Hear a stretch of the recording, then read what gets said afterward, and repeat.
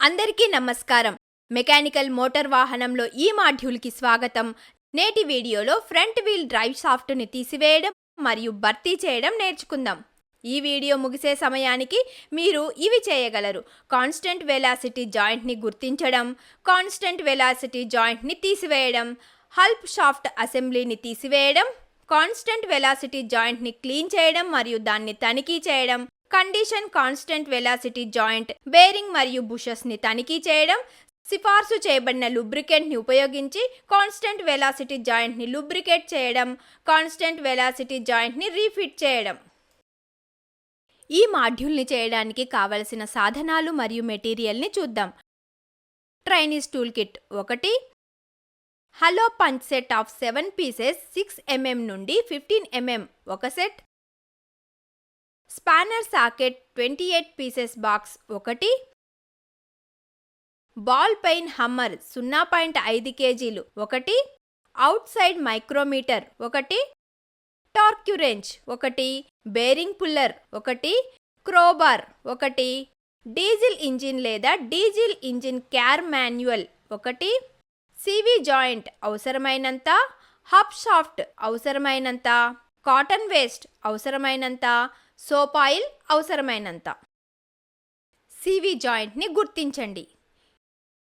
CV joint drive షాఫ్ట్ని మరియు వీల్స్ని కలుపుతుంది. CV జాయింట్ని తీసివేయడం.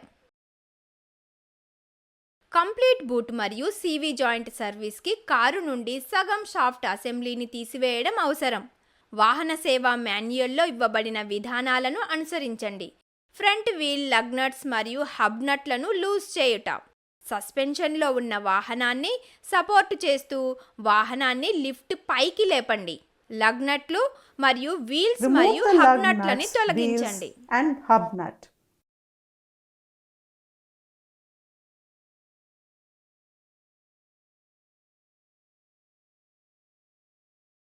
సగం షాఫ్ట్ అసెంబ్లీని తీసివేయాలి. స్టీరింగ్ పిడికిలికి దిగువ బాల్ జాయింట్ను పట్టుకున్న నట్ని తీసివేయండి. పిడికిలి నుండి దిగువ బంతి జాయింట్ వేరు చేయండి. నకల్ అసెంబ్లీని స్వింగ్ చేయండి మరియు వీల్ బేరింగ్ మరియు హబ్ నుండి సివి జాయింట్ను బయటికి తీయండి. స్లైడ్ హ్యామర్ పుల్లర్ని ఉపయోగించండి మరియు ట్రాన్సాక్సిల్ నుండి లోపలి సివి జాయింట్ను తీసివేయండి. హాప్ షాఫ్ట్ అసెంబ్లీ యొక్క 2 చివర్లను సపోర్టు చేయండి మరియు దానిని వాహనం కింద నుండి తీసివేయండి. ఒక్కో వైస్పై మృదువైన జాను ఉంచండి మరియు మృదువైన జాలలో సగం షాఫ్ట్ని బిగించండి. సివి జాయింట్ని శుభ్రం చేయండి. సివి జాయింట్ని కిరోసిన్తో శుభ్రం చేసి ఆపై ఆరబెట్టండి. Inspect outer CV joint boot నుండి బూట్ క్లాంప్స్ని కత్తిరించి తీసివేయవలెను. వేళ్లతో సివి జాయింట్ మధ్య గ్రీజును రుద్దండి.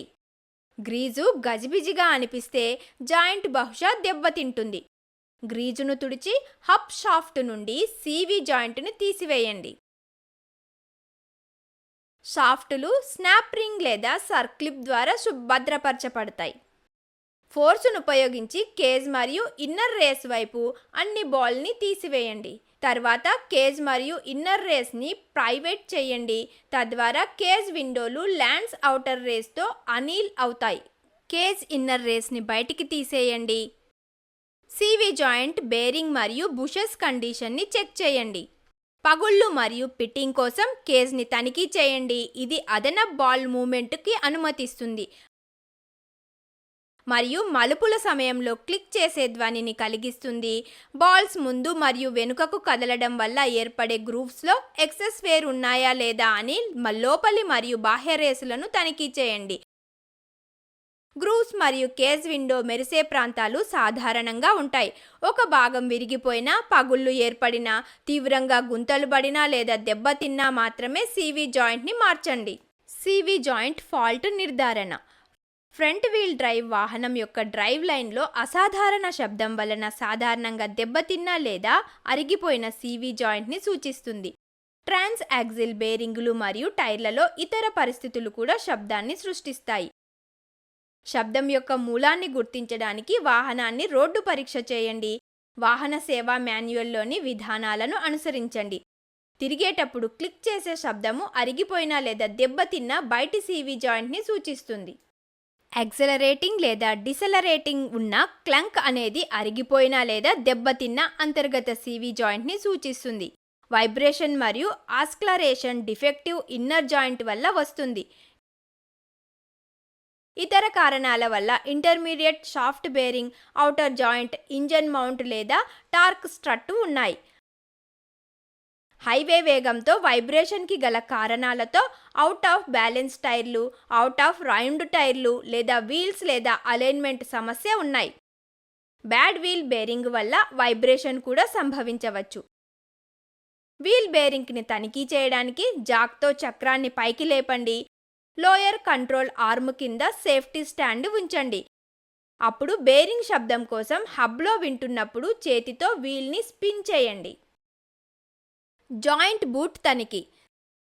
సాధారణ ఉపయోగంలో సీవీ జాయింట్ బూట్లు పాడైపోయి పగుళ్ళు లేదా చిరిగిపోవచ్చు. ఇన్నర్ బూట్లు మరియు జాయింట్ల కంటే బూట్లు మరియు ఔటర్ సీవీ జాయింట్లు చాలా తరచుగా విఫలమవుతాయి. స్టీరింగ్ కోసం ముందు వీల్స్ ఎక్కువ కోణాల గుండా కదులుతాయి. ఇంజన్ ఆయిల్ని మార్చిన ప్రతిసారి బూట్లను తనిఖీ చేయాలని కొందరు తయారీదారులు సిఫార్సు చేస్తున్నారు. బూట్లను శుభ్రం చేసి ఆపై పగుళ్ళు, టియర్స్ మరియు గ్రీజ్ లీకేజ్ని తనిఖీ చేయండి. క్లాంప్స్ గట్టిగా ఉండాలి.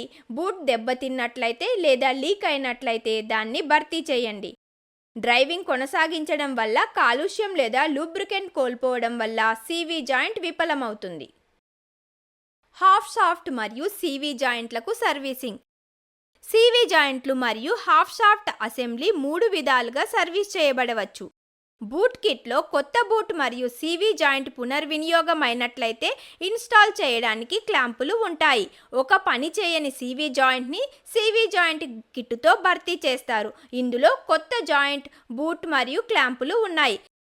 సగం షాఫ్ట్ లేదా సీవీ జాయింట్లకు నష్టం జరిగితే పూర్తి హాఫ్ షాఫ్ట్ అసెంబ్లీని ఇన్స్టాల్ చేయవచ్చు. కొత్త భాగాలను ఇన్స్టాల్ చేయడానికి వెహికల్ సర్వీస్ మాన్యువల్ మరియు కిట్ ఇన్స్ట్రక్షన్ షీట్లలోని విధానాలను అనుసరించండి. బూట్ కిట్ మరియు సీవీ జాయింట్కి కిట్ 2 సీవీ జాయింట్లలో ఉపయోగించే ప్రత్యేక గ్రీజ్ సరఫరాను కలిగి ఉంటాయి. జాయింట్ సిఫారసు చేయబడిన మొత్తంలో గ్రీజ్ని అప్లై చేయండి. మిగిలిన గ్రీజ్ని బూట్ లోపలికి పెట్టండి. తర్వాత బూట్ క్లాంపులను బిగించండి.